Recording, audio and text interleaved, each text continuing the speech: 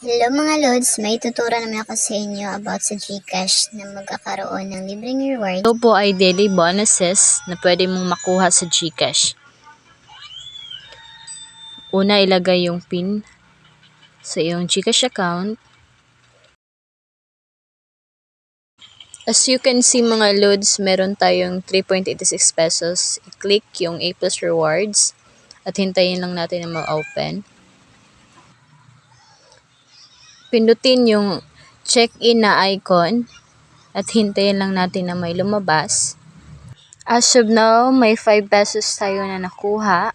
Pindutin lang yung view details, tapos ito na yung lumalabas. Swipe lang to display code. Tapos click yung redeem now, then claim. Hintayin lang natin.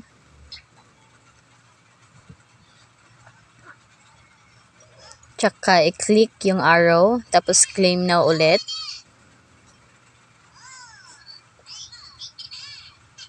Okay na yan mga Lods.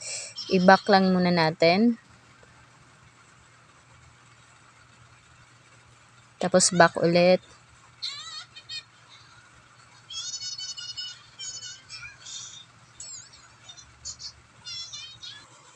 Pagkatapos ng mga Lods, tignan natin yung daily check-in. From day 1, may makuha tayong 1 pesos until day 7 na 5 pesos. Naging 8.86 pesos na po yung laman ng GCash na.